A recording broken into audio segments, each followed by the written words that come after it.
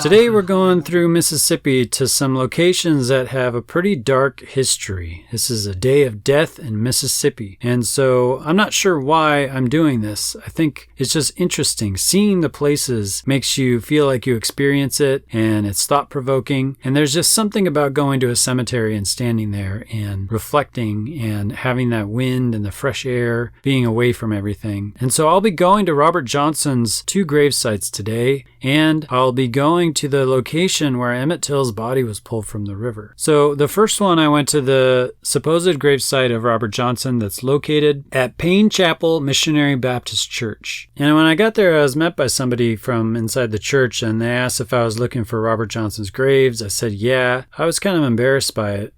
Actually, it's just kind of a weird thing to be doing, checking out his gravesite. But I had known already that this was not his grave. So it was a bit odd when it's basically acknowledged now that this is not, in fact, his grave. But I was just fascinated by the idea that this is a person who has multiple grave sites. Typically, somebody, they have an unmarked grave, or they don't have a grave site acknowledgement. This is somebody that's actually got supposedly 3 of them. So, I was thinking a lot about what that means, to be supposedly buried multiple times. To have death multiplied in the way that people think about you. That people can believe that your body is located in 3 different physical locations, that's a lot of death. And it almost made me think, is that like a metaphor for the difficulty of Robert Johnson's life? But the significance of Robert Johnson, of course, is that he influenced many famous musicians, from Bob Dylan to B.B. King to Erik Clapton to the Rolling Stones. Much of the music that we listen to was inspired by the music of Robert Johnson. And the interesting thing is that very little is known about him. There are actually only 3 photographs of him. There's no video, but they were fortunate enough to actually record his song. 29 of his songs have been recorded. So when I got to his gravesite there at Payne Chapel, I found his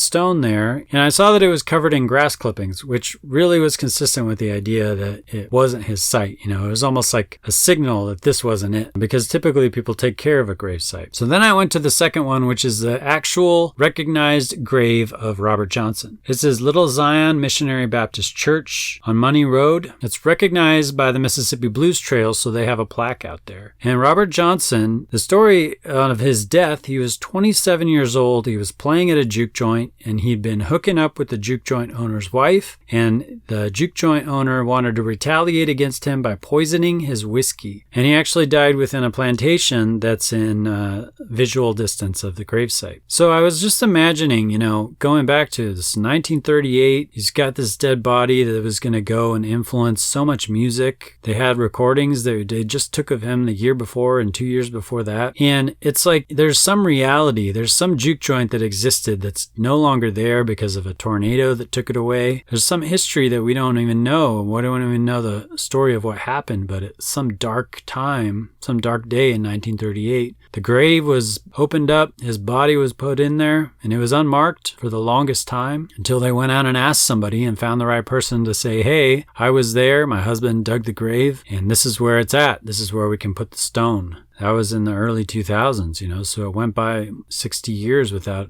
acknowledgement. So that's what I was thinking about while checking out his grave here in Little Zion, is just, the surrealness of something that happened that's like a legend or a story, but you don't know the details, and the details are lost. And so much of our past is like that, where there's so many people who have lived and done things and invented things, discovered things, and shaped our thinking and our language, and we don't even know who they are. They're long gone. They have been forgotten. The majority of human history we don't even know anything about. Couldn't have been recorded. And yet here, when it's not even 100 years old, we don't even know. So it just demonstrates how fragile this accurate capturing of reality actually is. Something so important was almost overlooked and not known. From there, it wasn't far up the road where I found Bryant's Grocery, which was the site where Emmett Till flirted with a white shopkeeper. The details of the flirtation aren't known for certainty. And so his flirtation with this white shopkeeper led to him getting kidnapped at gunpoint and murdered. And then he had a gin fan wrapped around his neck with barbed wire, and they had dropped him in the river 3 days later. And for me, this is the most famous kind of civil rights thing to come from Mississippi. And that's why seeing these locations was so impactful for me, was because, I've always heard about it, but to actually see it and make it be a reality was something else. The idea that something that was just a story in my mind could become a reality. It was a bit surreal to just acknowledge that these are actual places and just think of these events that were going down so long ago in the 1950s here. But after going to Bryant's Grocery, I went to the place where his body was supposedly pulled from the river. This is a bit of a drive. You go along this dirt road, kind of muddy. It was rainy and very quiet, and you just think about the people who live around here, and you are aware of the landmark here of Emmett Till's body, having it be so prevalent that this is the location. For me, when I think of civil rights in Mississippi, Emmett Till was basically the most memorable and striking incidents. But it meant something to me to actually go and see the location and kind of bring it to life. And I think that's kind of what this was about today, was just to get in that and understand it at the level of the people and what was happening. And it's, of course, because it's very powerful, and it was acknowledged that his death was what sparked the civil rights movement.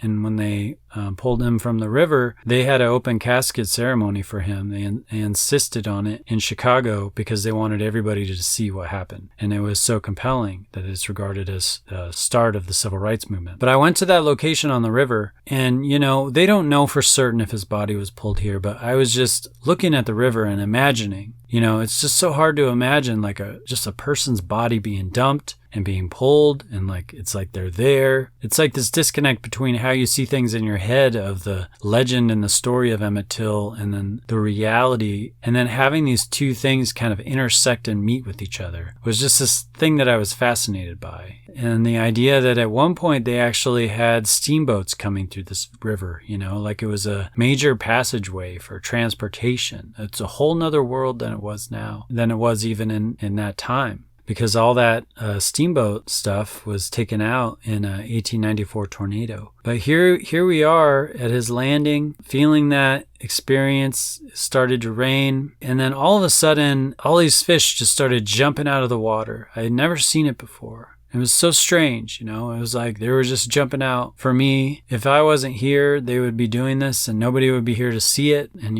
somewhere in some river somewhere, secluded from everybody, there's a bunch of fish doing this probably right now, and nobody's there to see it. And it was just this really interesting experience. So that's the story for today. I'm going around and checking out some historical sites, particularly around the blues history of Mississippi. So stay tuned on my videos. You can subscribe and hit the bell button to keep in touch. And I'm going to keep posting about my music and my musical experiences. So thanks for checking this out, and I appreciate your support.